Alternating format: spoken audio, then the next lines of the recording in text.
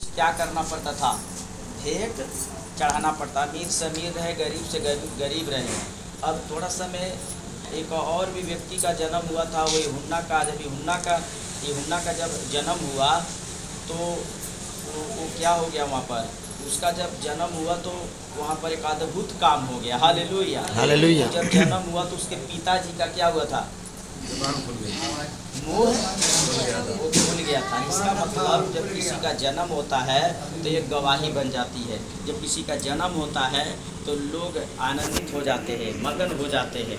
तो एक और यीशु मसीह के बारे में जन्म के बारे में लिखा हुआ है कि जब यीशु का जन्म हुआ तो यीशु मसीह भी बहुत बड़े परिवार, बड़े धनी परिवार में उनका जन्म नहीं हुआ।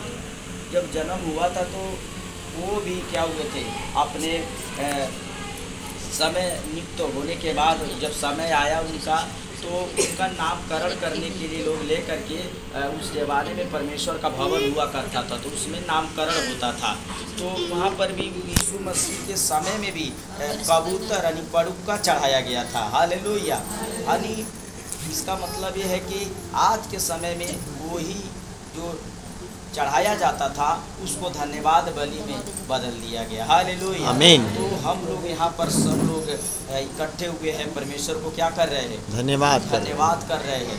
और उस समय में नामकरण होता था, इनका क्या नाम रहेगा, लेकिन उस समय में नाम पहले से ही परमेश्वर स्वर्गदूत क्या किया करते थे, बता दिया करते थे।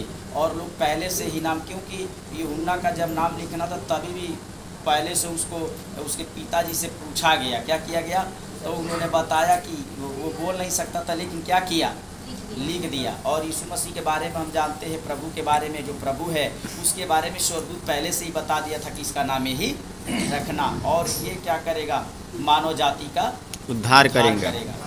तो परमेश्वर ने हमें बच्चे लोगों को दिया है, और वचन में इसे लिखा कि मैंने तुमको माँ के गर्भ से क्या कर लिया है, चुन लिया है। इस परिवार में ये बच्चे को क्या किया है, परमेश्वर चुना हुआ है। आमीन। परमेश्वर के वचन में इस प्रकार से लिखा है, जो पहला क्या होता है, पहला जो फसल होता है, पहला जो फल परमेश्वर हमें देता है, उसको क्या करना चाहिए, पहले परमेश्वर को ही अर्पण करना चाहिए। आमीन। तो हम क्या करेंगे, हम सब लोग यहाँ पर इकट्ठे इसलिए कि आज परमेश्वर के हाथों में इस बच्चे को क्या करेंगे, समर्पण करेंगे।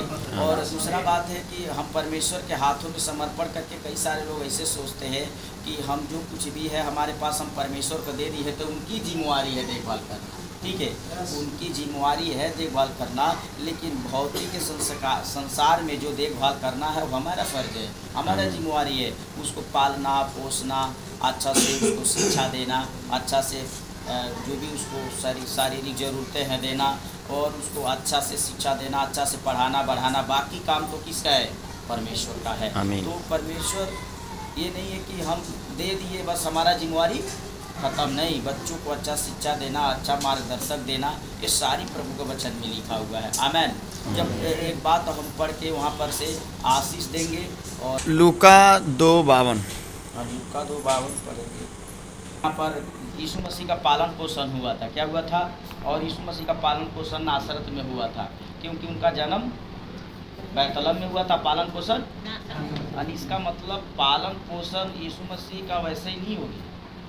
पालन पोषण करने के लिए उनको भी एक गर्भ को क्या करना पड़ा, धारण करना पड़ा धरती पे आके, और फिर से एक जगह को नियुक्ति हुआ, वहाँ पर उनका पालन पोषण किया गया। लेकिन यहाँ पर लिखा है एक बात, जब इसको पढ़ेंगे तो इसमें लिखा 51 नंबर, जब वह उनके साथ गया और नासरत में आया और उसके बस में रहा, और उसी की माता ने ये सब बातें अपने मन में रखी। यहाँ पर लिखा हुआ कि मतलब 2:52 में कि यीशु मसीह जो है, यीशु बुद्धि में और डील डॉल में और परमेश्वर के अनुग्रह में और मनुष्य के अनुग्रह में क्या होने लगा, बढ़ता गया। तो यहाँ पर ये बहुत ख़ास बात है। और ये हमको ऐसा नहीं कि कई सारे लोग बच्चे को जन्म दे देते हैं और उनको बुद्धि में नहीं बढ़ाते हैं, और उनको क्या करते हैं, शरीर में अच्छा से वृद्धि नहीं हो पाता है, और पर मनुष्य के अनुग्रह में भी लोग अच्छे नहीं बच्चे हैं। आज जाके देखें तो किसी के बच्चे के ऊपर परमेश्वर आदमी का अनुग्रह है, खराब ऐसा है वैसा है, और यहाँ पर लिखा परमेश्वर का अनुग्रह। ये तीन चीज़ हर एक बच्चों के जीवन में चाहिए। आमेन। यहाँ पर आमीन। लिखा है कि ये नहीं कि ये बस सब कुछ उसको पर्याप्त था। इस संसार में जब हमारा प्रभु आया तो ऐसा नहीं लिखा है कि उसके पास सब कुछ लेके आया था। सब कुछ स्वर्ग में ऐसे लिखा है वचन के अंदर। हम सब जानते हैं कि परमेश्वर जब मानव जाति धारण किया तो वो अपनी सारा महिमा को, जो स्वर्ग का महिमा था, क्या कर दिया? छोड़ के एकदम पूरा साधारण मनुष्य जैसे धरती पर आए। और यहाँ पर हमको प्रतीत होता है कि क्या क्या यीशु मसीह ने धरती पर आकर के। Hallelujah, hallelujah. ये बात को याद करिए, आप लोग कहिए, यीशु बुद्धि में बढ़ता गया, यीशु बुद्धि में बढ़ता गया, और यीशु शरीर में भी यीशु शरीर में बढ़ता गया। अगर यीशु मसीह शरीर में मजबूत नहीं होते तो उतना भारी उनके ऊपर बोझ रख